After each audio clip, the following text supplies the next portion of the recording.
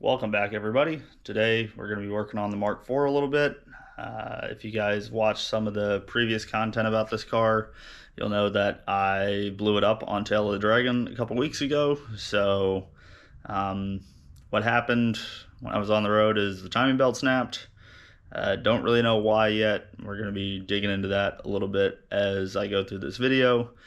But I've already started disassembling it a little bit. So took the valve cover off, the coils, started taking the throttle body connections off, but drained all the fluids as well before I started. That way I didn't have to really deal with too much liquids just running out of this thing. So I'm going to set the tripod up and start digging into this a little bit more. So let's dive in.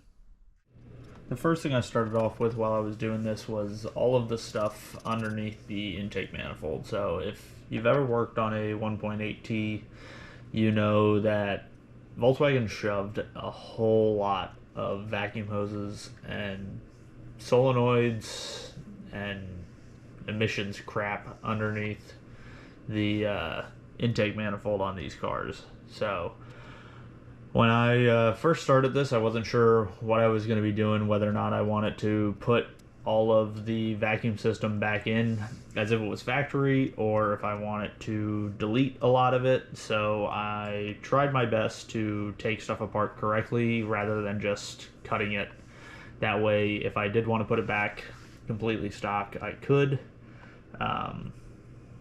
But of course, doing it that way, that leads to having to disconnect a whole lot of Oetiker clamps, which are not fun to try and disconnect, and just overall a pain in the butt.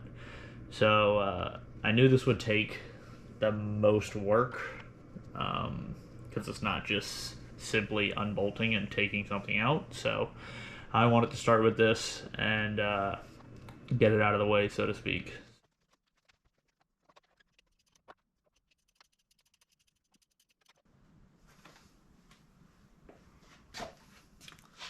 Emissions parts suck.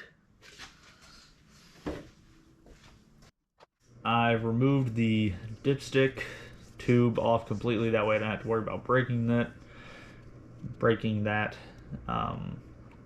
These tubes tend to be incredibly brittle. I'm actually surprised that mine didn't break while I was trying to take it out.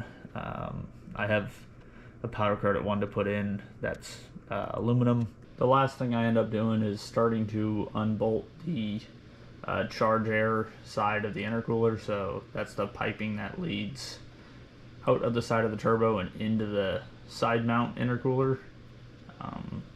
I ran out of time, so that's where I ended the night of work and took a few days off.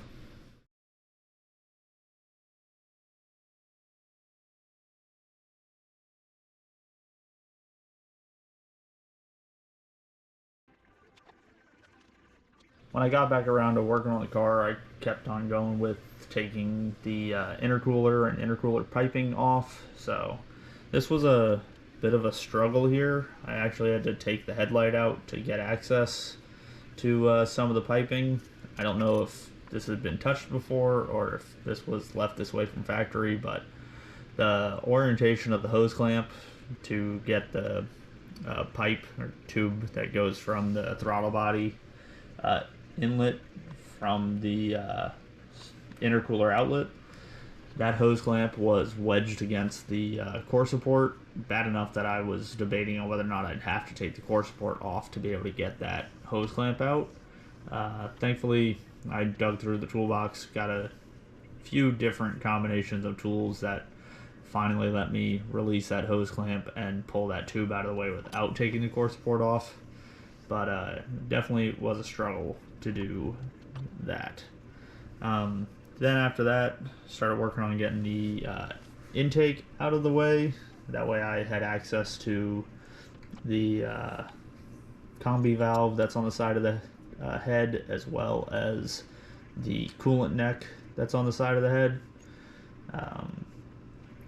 I don't know if it's 100% necessary, but it definitely gives you a ton more room to fit your hand and fit tools and see what you're doing. So I'd rather just get it out of the way completely and not have to worry about it. So, and then after that, I started removing even more of the secondary air injection tubes that are on the front of the motor between the core support and basically the front of the block. That way, nothing was connected accidentally to the head, and nothing would be in my way while I yanked the head up and out of the car. But while I'm laying underneath the car, the GoPro dies, so I did not want to get up and turn the GoPro back on or swap batteries. I just wanted to be done with the car.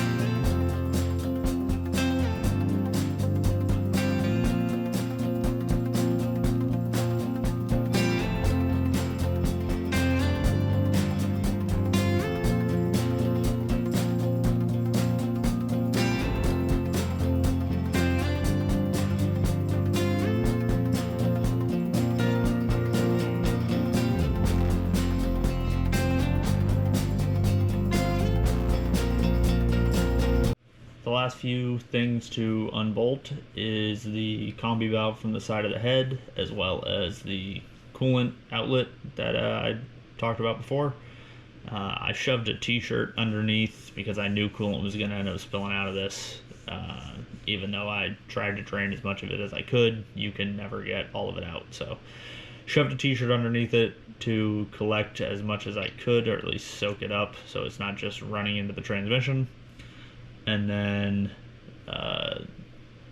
started working on unbolting the exhaust manifold from the turbo. So there's 3 bolts from the top that you can get to undo, and that basically releases the entire turbo from hanging onto the side of the head, or behind the head. And then from there, it's just removing head bolts. I actually took the intake manifold off as well. Once I got all the lines out of the way, the bolts and nuts on the studs were exposed to take the intake manifold right off, and I figured it would be easier for me to just deal with the size of the head itself rather than the head with the intake manifold bolted onto it that is, you know, almost the size of the entire head when you lay them on top of each other. So I figured it would just be easier to do it that way. And but yeah, then it's just taking the 10 head bolts out, which isn't that hard. I just used a breaker bar to twist them out, and then I fished the bolts out with a magnet on a stick. That way I didn't have to worry about them dangling down and touching the mating surface or doing something stupid. And yeah, then it's just as easy as pulling the head up. So like I said, you can never get all of the coolant out, and as soon as I broke the seal between the head gasket and the actual head, you could hear water just pouring all over the floor. So it is what it is. Cleaned it all up and finally got this head over onto the workbench. All right, so we got the head out of the car finally. It took me about 5 hours probably, all said and done, across 2 days, so not terrible. There's just a whole lot of crap in this engine bay to disconnect, and I probably took more apart than what I had to, but I'd rather just get stuff out of my way and not have to deal with trying to push it around. So we'll start with how the block looks. So this is the engine bay now with all the crap ripped out of it. So I didn't disconnect the fuel rail, I just left it connected and pulled the injectors out. I'm going to put that powder coated intake manifold on. But as you can see, or maybe you can see, we got 2 marks there from where the valves met. So that's cylinder number 1. Cylinder number 2 somehow seems to be clean. Don't know how I was that lucky. Cylinder number 3, same thing, 2 marks. And cylinder number 4, same deal, 2 marks. So we had contact with 3 out of 4 cylinders, which, let's be honest, I really wasn't expecting anything different. So not surprised there. Now let's go take a look at the damage in the head though, which isn't good. All right, so cylinder number 1, the intake side, good. Exhaust side, not so good. Cylinder number 2, you can see both sides are actually clean, amazingly. Cylinder number 3, intake side's clean. The exhaust side doesn't actually look bent, but you can tell that like the seats met the pistons just a little bit. So actually you can see a little bit of the gap on the inside there. So they are bent. And then the most clapped cylinder out of all of them, cylinder number 4. So you can see I have a massive gap on the exhaust side, and then even the intake side of this hit. So I can almost fit my finger in there. It is that high up. It is flat with the deck surface. So I would say this head is definitely toast, unfortunately. So it's 3 days before Helen. 3 days before I have to leave to get to Helen right now, and it's probably during or after Helen if you're watching this video. So this car isn't going to make it. I put a vote on my Instagram today to vote between taking Caitlin's Q5 or my Mark V Jetta wagon. So leave a comment below on what you want to see me drive to Helen. So far, I think on Instagram, the wagon is winning over the Q5, which doesn't make Caitlin happy, but it is what it is. After we go to Helen, we will be putting the head that I have sitting over here. Ignore the valve cover from the Mark II. That's for a different video. So we will be putting this head onto the Mark IV. I pulled that head off of a parts car, so it should be good. no issues. I'm going to put, well, I still have to go through this a little bit and figure out what failed, but for right now,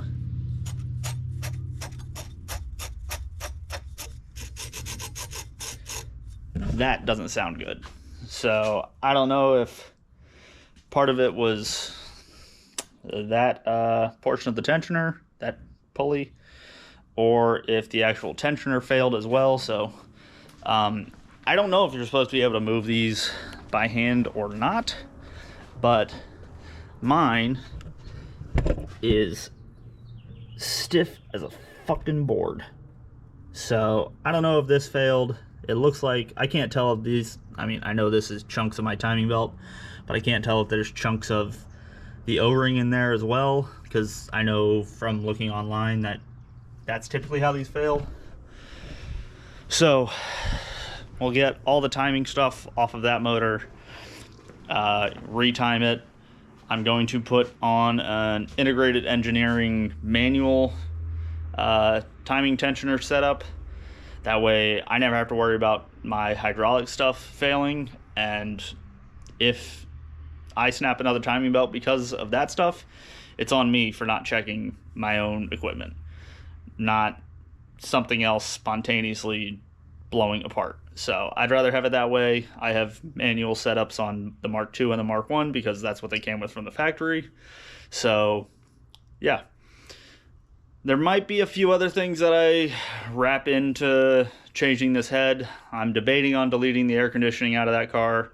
Also debating on deleting the secondary air injection, or SAI pump, and that evap system and all that crap.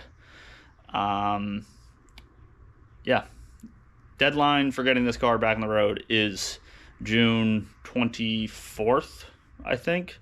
That is autocross at Summit Point in West Virginia, and I will have this car back together for that. So that's gonna wrap it up for this video.